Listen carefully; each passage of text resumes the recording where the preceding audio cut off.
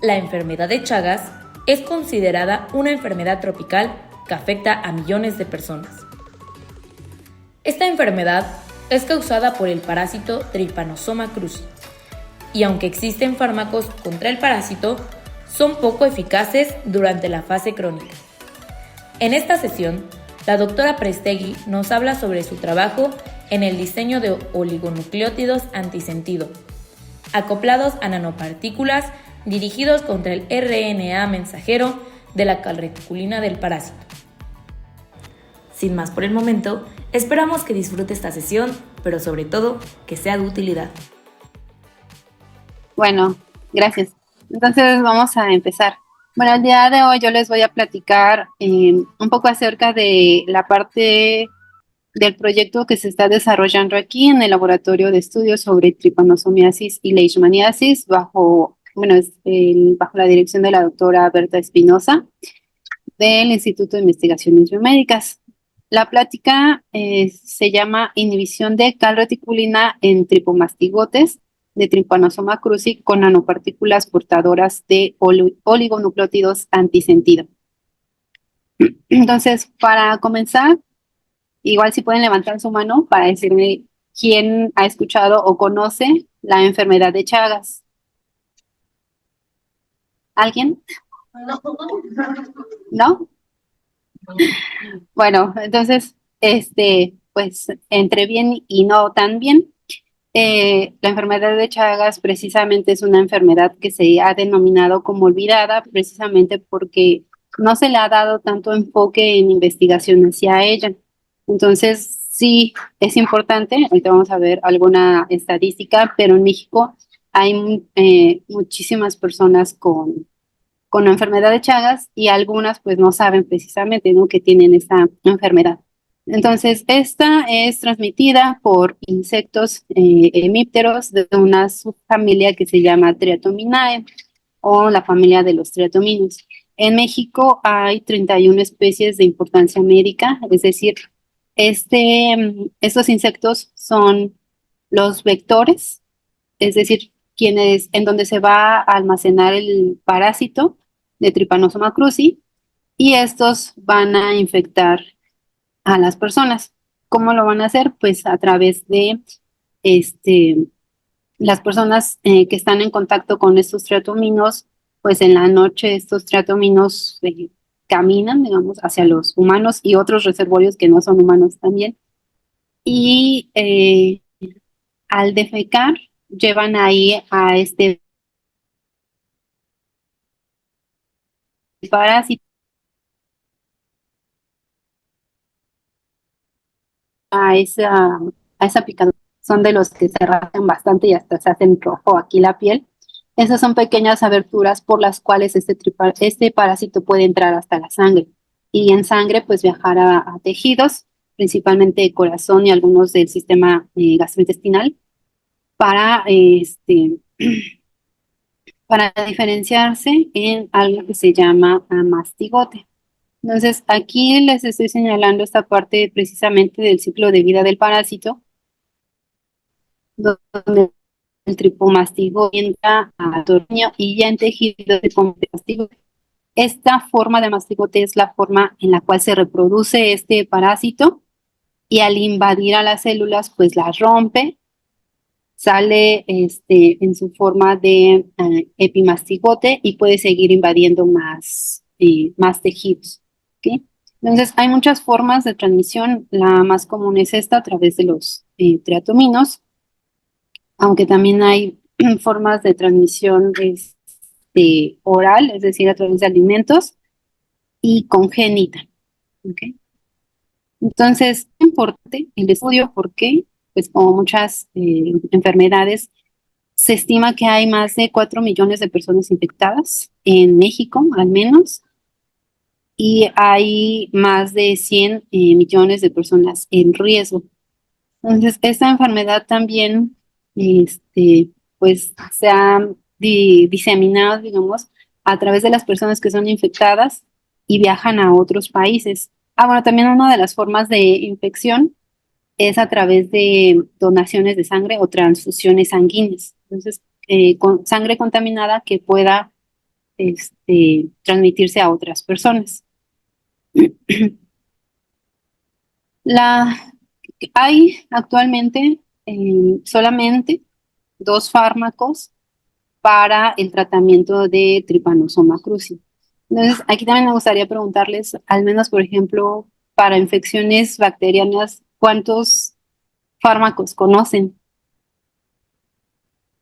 Estoy segura que pueden nombrar más de 5, ¿no? Entonces, aquí también, pues, ese es el campo de investigación, ¿no? Que solamente para una enfermedad de este tipo, de estas dimensiones, solamente hay 2 fármacos que son, pues se usan en la parte clínica. Entonces, esta parte para nosotros también es muy importante. Además, eh, la enfermedad la podemos clasificar en 2 partes, como la fase aguda y la fase crónica. La fase aguda eh, dura algunos meses, pero si, por ejemplo, el paciente pues no sabe que se infectó, y mantiene esa infección durante muchos años, pasa a una fase crónica. En la fase crónica, pues ya después de 10 años, 20 años de vivir con el parásito, hay complicaciones severas, entre ellas es pues una hipertrofia del corazón. Entonces, a lo mejor aquí ustedes saben un poquito más, pero vean esta imagen y toda esta parte de blanca precisamente es del corazón.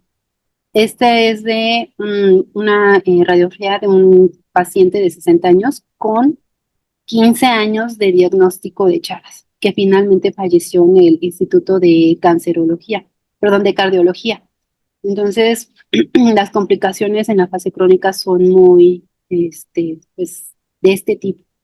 Entonces, en esta fase crónica, si el paciente no se ha detectado precisamente que hay una enfermedad de Chagas en la fase aguda y que pasa a fase crónica, en la fase crónica ya es muy difícil que estos 2 fármacos, no les he mencionado cuáles, ahorita les digo, pero que estos 2 fármacos tengan una eficiencia, digamos, alta para poder combatir esta infección.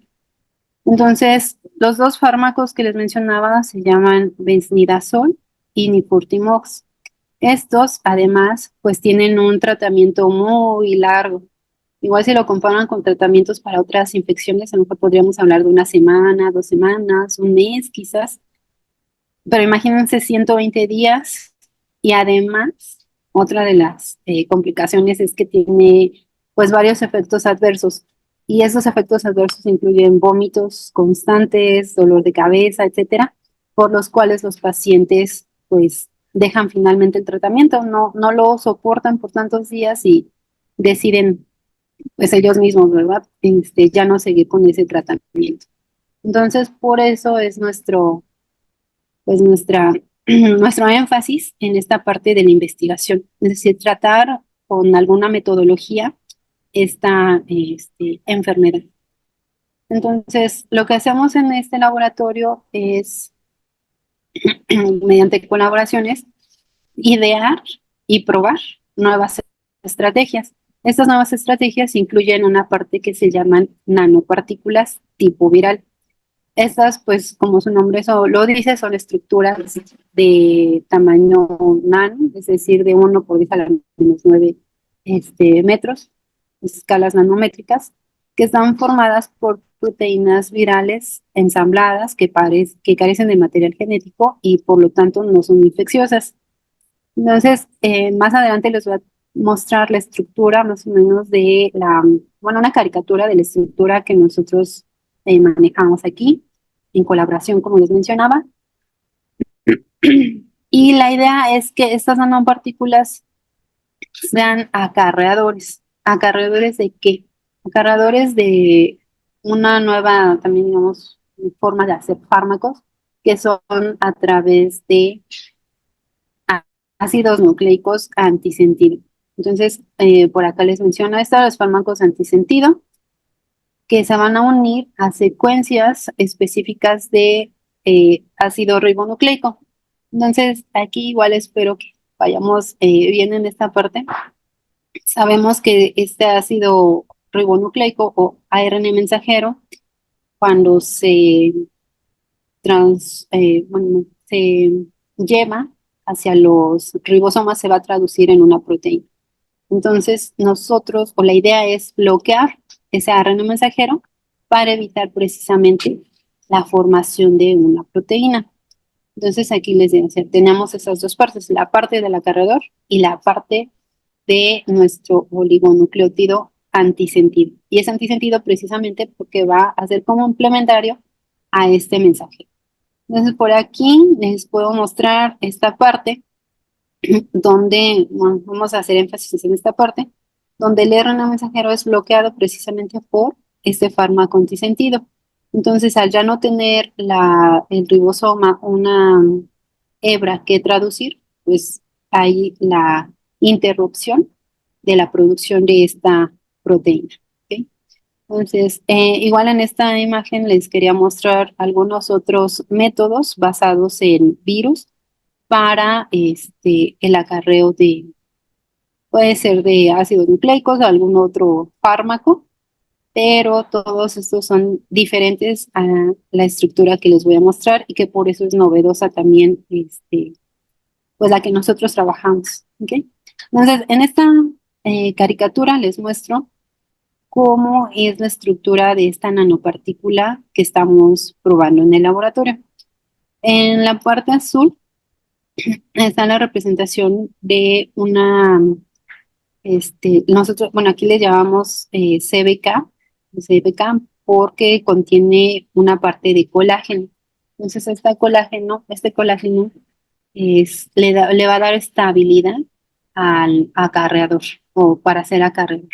Y además, pues, que sea no nociva, ¿no? Pensando en que probablemente bueno, ahorita, pues, para pasar en algún modelo animal, que esta parte no sea atacada por, y destruida, ¿no? Por el sistema de los ratoncitos.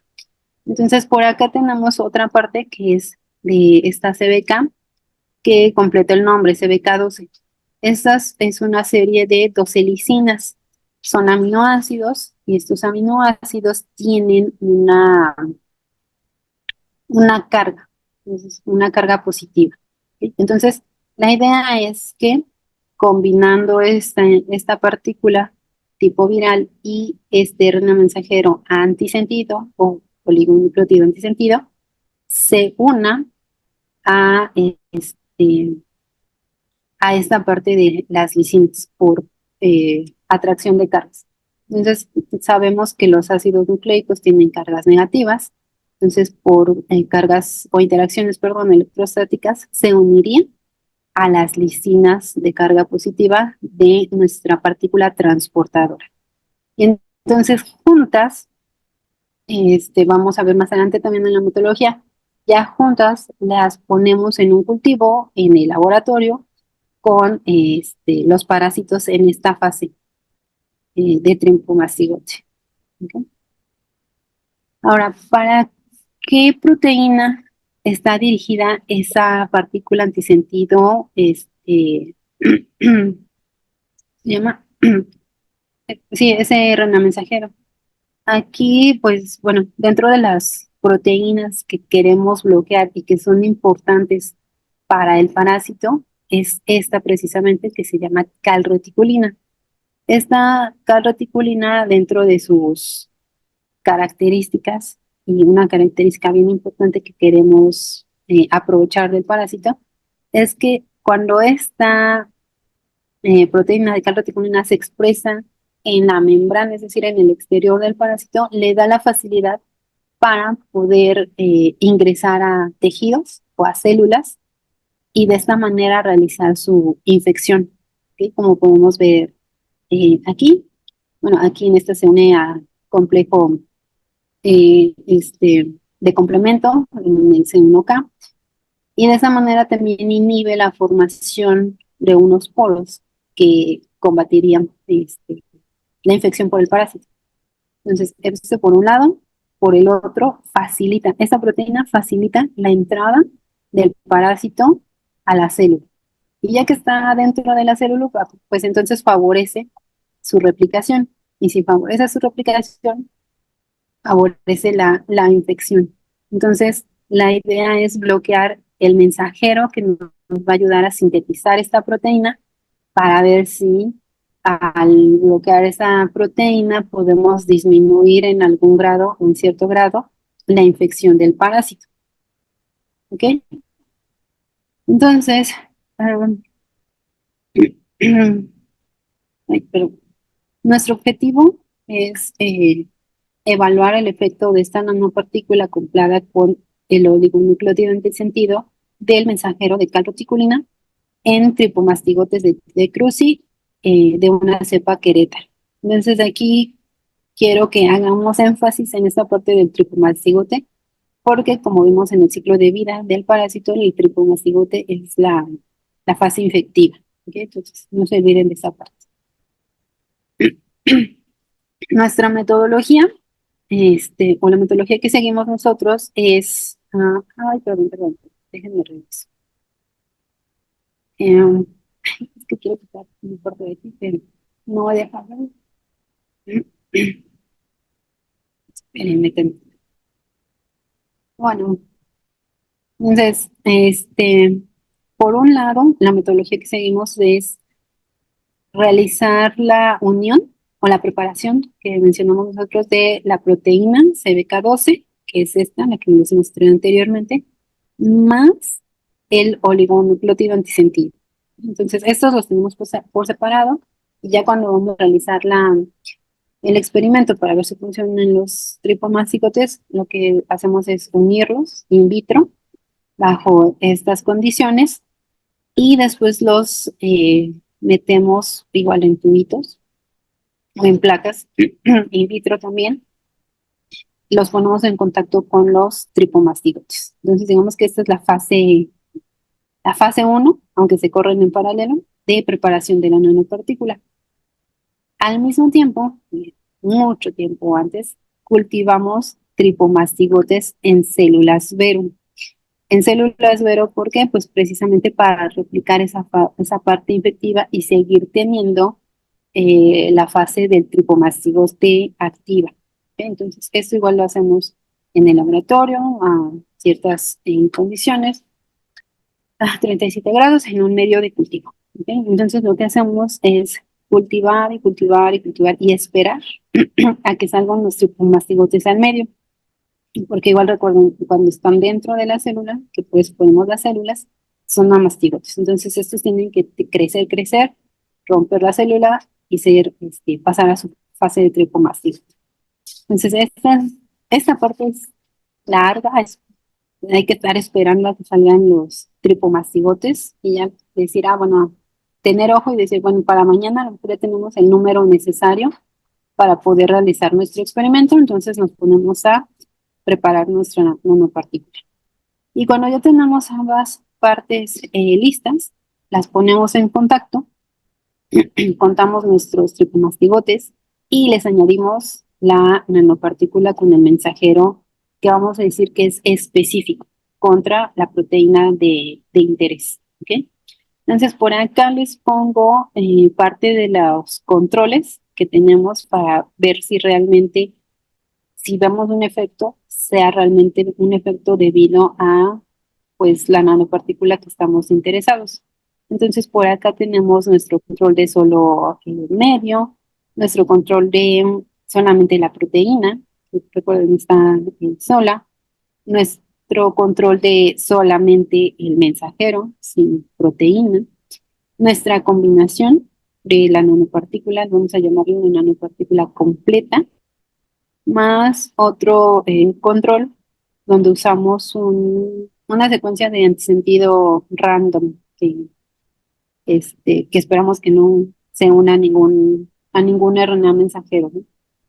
Y además, pues la combinación de la proteína más el oligonucleótido random que estamos añadiendo. Entonces, ya que tenemos todos nuestros controles, nuestra nanopartícula preparada y los tripomastigotes ya listos para ser usados, incubamos por 24 horas. Y después de esas 24 horas a 37 grados, ahora sí, evaluamos parámetros. Entonces nosotros evaluamos 3 parámetros. Bueno, tres parámetros más importantes. El primero es tomar a estos parásitos y ver si hay cambios morfológicos. Para estos cambios morfológicos tomamos una muestra de cada uno de estos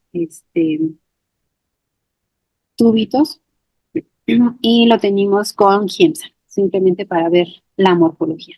Si hay cambios morfológicos respecto a nuestros tripomastigotes controles. Por otro lado, vamos a incubar todos estos que fueron expuestos de cada una de las condiciones, las volvemos a incubar con células Vero por 24 horas y vemos si hay infección o no. Entonces, de cada una de estas condiciones volvemos a incubar y vemos si hay infección. Y finalmente, hacemos con los parásitos que nos quedan una extracción de RNA para evaluar la expresión génica de la calreticulina, porque finalmente pues esperamos, nuestra hipótesis es que si hay alguna evidencia en estos, el RNA mensajero pues se quede bloqueado y haya menos expresión debida a nuestro oligonucleótido antisentido. Entonces, después de que ya tenemos todos estos parámetros, realizamos nuestra acción de RNA, nuestro ensayo de infección y evaluación de la morfología.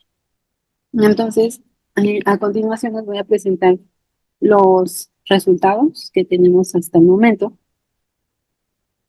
Y el primero nos enfocamos en cambios morfológicos. Entonces, para esta parte, me gustaría que vieran esta, que es nuestro control solamente medio DIMEM, sin ningún tipo de estímulo, donde vemos la estructura de este parásito que es, pues, como en forma de C, con un cinetoplasto. Esta parte que vemos aquí con puntito es un cinetoplasto. La posición de nuestro núcleo y más claramente por acá tenemos también un flagelo. ¿Sí? Entonces, esas son nuestras características de morfología pues, estándar o típicas de los tripomastigotes. Ya contando posteriormente, tenemos un 82% de esta morfología en nuestro control. Después por acá tenemos el efecto de la partícula o de nuestro siguiente control cuando usamos solamente la partícula proteica, cuando usamos el RNA antisentido, que pues sí baja en cierta proporción, 63%, 71% respectivamente. Y cuando usamos nuestra partícula completa, donde usamos nuestro acarreador más nuestra CRT específica, vemos más como una menor proporción de una morfología típica.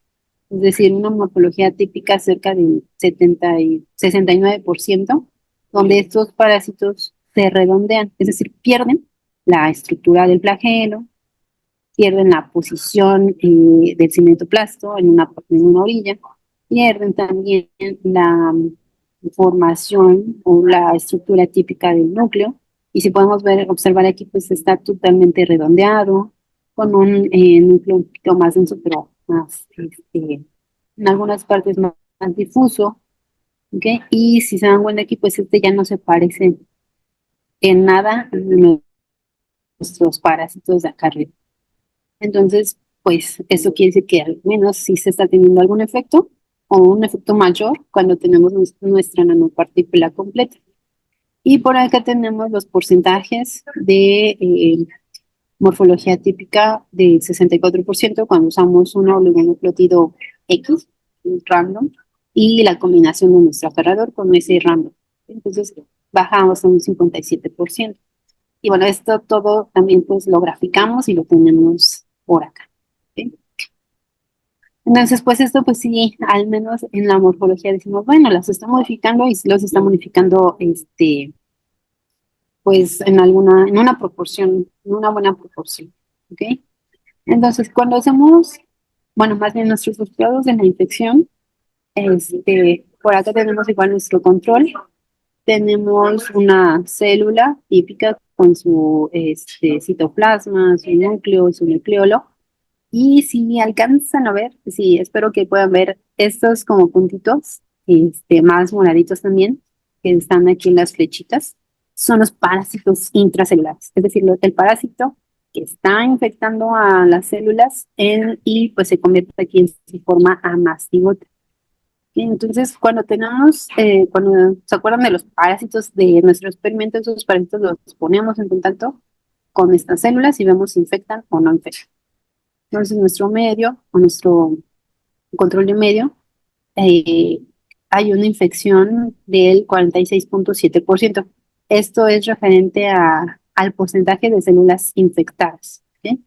Entonces, las células se siguen infectando.